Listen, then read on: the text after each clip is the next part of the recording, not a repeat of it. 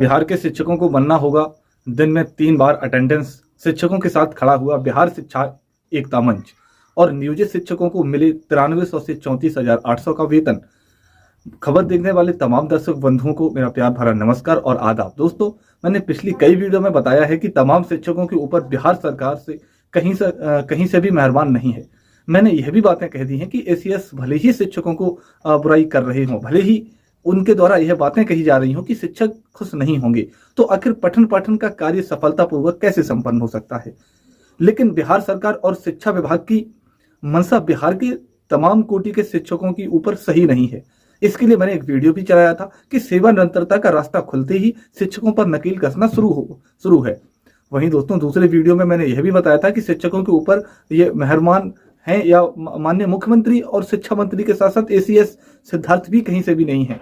शिक्षकों के ऊपर नकेल कसने को कवायद जारी है, क्योंकि बिहार के शिक्षकों ने अपना दबाव बनाते हुए सरकार से ट्रांसफर एवं पोस्टिंग नीति को वापस करवा लिया था, जिसके कारण पूरे गुस्से में है बिहार सरकार और शिक्षा विभाग। और यह गुस्सा एक बार फिर से सामने उभर कर आ रही है, जिसके अंतर्गत यह सामने उभर करके आ रही है कि अब शिक्षकों को एक दिन में 3 बार अटेंडेंस बनाना होगा। दोस्तों, इतना ही नहीं, शिक्षकों पर और भी कई प्रकार के नकेल कसे जाएंगे। और इसे देखते हुए एक बार फिर से बिहार शिक्षक एकता मंच बिहार के तमाम कोटियों के शिक्षकों के साथ खड़ा हो गया है, जिन्होंने कई मांगे भी बिहार सरकार से कर डाली हैं। इससे पहले कि हम तमाम बिंदुओं के ऊपर विस्तार पूर्वक चर्चा करें, अभी तक आपने चैनल को सब्सक्राइब नहीं किया है तो चैनल को सब्सक्राइब कर लिएगा। दोस्तों, बीते कल ही बिहार शिक्षा विभाग द्वारा एक समीक्षात्मक बैठक का आयोजन किया गया था, जिसमें बिहार की शिक्षा व्यवस्था पर चर्चा की गई थी। और खबर यह आ रही थी कि उस समीक्षात्मक बैठक में एसीएस डॉक्टर एस सिद्धार्थ द्वारा एक अहम फैसला लिया गया है, जिस फैसले के अंतर्गत बिहार के तमाम कोटियों के शिक्षकों को एक दिन में 3 बार अटेंडेंस बनाना पड़ेगा। जैसे कि अभी सिर्फ और सिर्फ एक बार ही अटेंडेंस बनाना पड़ रहा है, उसी प्रकार एक दिन में ऐसे 3 अटेंडेंस बनाने होंगे शिक्षकों को। और 3 बार शिक्षकों को हर हाल में सफलतापूर्वक ऐप के माध्यम से यह अटेंडेंस सुनिश्चित करना होगा। और यह अटेंडेंस बनाने की प्रक्रिया की संभावना यह जताई जा रही है कि 1 दिसंबर 2024 से ही यह लागू कर दिया जाएगा। जैसा कि आप सभी को मालूम होगा कि बिहार सरकार और शिक्षा विभाग द्वारा 1 दिसंबर से ही विद्यालयों का संचालन सुबह 9:30 बजे से लेकर के शाम 4 बजे तक किया गया है।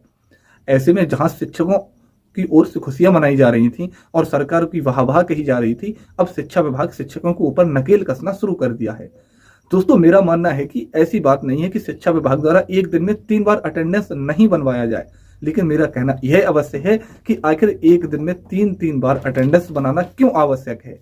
विद्यालयों का निरीक्षण करने के लिए प्रखंड शिक्षा पदाधिकारी से लेकर बड़े बड़े पदाधिकारी को लगा दिया गया है, और यह प्रतिदिन रिपोर्ट भी जा रहा है कि शिक्षक ससमय विद्यालय में उपस्थित हैं और विद्यालय में उपस्थित भी रहते हैं। तो आखिर ऐप के माध्यम से अब 3 बार अटेंडेंस बनाने की आवश्यकता क्या है। इसका मतलब यह होता है कि दोस्तों कि शिक्षकों को प्रताड़ित किया जा रहा है। आम जनता यह बातें जान जाएगी कि निश्चित रूप से शिक्षकों द्वारा कोई ना कोई गलत कार्य किया जा रहा है, विद्यालय में उपस्थिति नहीं दर्ज की जा रही है, जिसके कारण शिक्षा विभाग और बिहार सरकार द्वारा शिक्षकों पर दिन प्रतिदिन नकेल कसा जा रहा है। अब सवाल उठता है कि कर्मी सिर्फ शिक्षक ही नहीं है, ऐसे लाखों कर्मी हैं जो बिहार के विभिन्न विभागों में कार्यरत हैं। समय प्रशासन विभाग की ही बातें कर ली जाए तो आखिर सामान्य प्रशासन विभाग अपने ही कर्मियों के ऊपर यह नीति क्यों नहीं लागू करती है। किसी भी प्रखंड स्तर के कर्मचारी को ले लिया जाए या फिर जिला स्तर के कर्मचारी को ले लिया जाए, आखिर उनके कार्यालय में 3 बार अटेंडेंस बनाने की सुविधा क्यों नहीं लगाई जाती है। इसका मतलब यह है कि शिक्षकों के साथ बदले की भावना से खेल किया जा रहा है, क्योंकि शिक्षकों ने ट्रांसफर एवं पोस्टिंग के मामले पर गंभीरता दिखाते हुए और अपनी जज्बात दिखाते हुए सरकार को इस नीति पर झुकने को मजबूर कर दिया था। सरकार इसी का गुस्सा बिहार के शिक्षकों पर निकाल रही है और आगे भी कई प्रकार से निकालती जाएगी दोस्तों। लेकिन अब शिक्षकों को सजग रहना होगा, क्योंकि शिक्षा विभाग द्वारा शिक्षकों के ऊपर नकेल कसना शुरू कर दिया गया है। तो हर हाल में अब शिक्षकों को अधिकार भी मिलना चाहिए। और इसके लिए जहां कई महीनों से शिक्षकों द्वारा यह बातें कही जा रही थी कि आखिर इस मुश्किल की घड़ी में शिक्षक संघ कहां है, उनकी ओर से कोई बयानें क्यों नहीं दी जा रही हैं। तो दोस्तों, मैं बता दूं कि बिहार शिक्षक एकता मंच की ओर से माननीय मुख्यमंत्री को एक आवेदन सौंप दिया गया है। इसके अध्यक्ष प्रदीप कुमार पप्पू द्वारा जो भी आवेदन सौंपा गया है, जिसमें बहुत बड़ी मांग कर दी गई है जो शिक्षकों को अपना अधिकार बनता है। आइए उनके बारे में हम जानते हैं कि आखिर क्या क्या मांग की गई है। दोस्तों, बिहार शिक्षक एकता मंच के द्वारा बिहार सरकार से यह मांग की गई है कि भले ही माननीय मुख्यमंत्री और शिक्षा मंत्री के साथ साथ इसीएस द्वारा बिहार के सक्षम उत्तीर्ण शिक्षकों को राजकर्मी का दर्जा देने की बात कही जाती हो, लेकिन राजकर्मी यूं ही नहीं दिया जाएगा।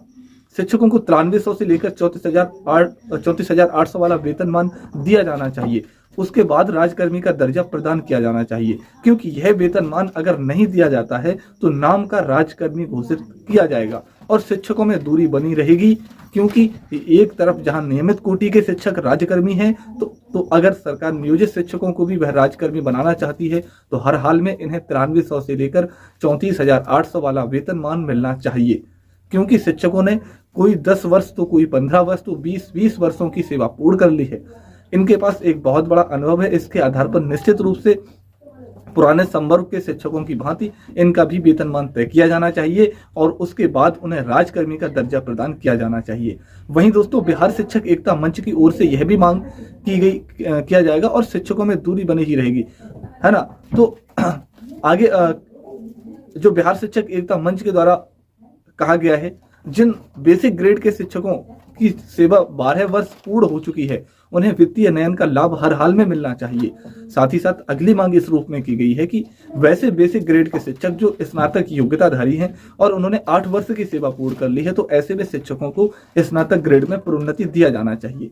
वहीं दोस्तों, अगले मांग के रूप में बिहार शिक्षक एकता मंच के द्वारा यह भी बातें कही गई हैं कि स्नातक योग्यताधारी शिक्षक जिन्होंने 5 वर्षों की सेवा पूर्ण कर ली है, ऐसे शिक्षकों को प्राधान्याध्यापक पद पर प्रोन्नति दिया जाना चाहिए। अगली मांग के रूप में यह बात कही गई है कि नियमावली के आलोक में स्थानांतरण की यह प्रक्रिया पूर्ण किया जाए। क्योंकि दोस्तों, स्थानांतरण के लिए आवेदन तो मांग लिए गए, परंतु नई स्थानांतरण नीति क्या होगी इसके लिए अभी तक नियमावली का निर्माण नहीं हो सका है।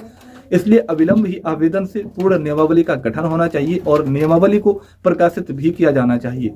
वहीं दोस्तों, बिहार शिक्षक एकता मंच की ओर से यह भी मांगे की गई हैं कि सक्षम उत्तीर्ण शिक्षकों को सेवा निरंतरता का लाभ अवश्य दिया जाना चाहिए और बीच के अवधि में जो उन्होंने सेवाएं प्रदान की हैं इसका लाभ अवश्य मिलना चाहिए। यानी बहुत बड़ी मांग कर डाली है बिहार शिक्षक एकता मंच की ने।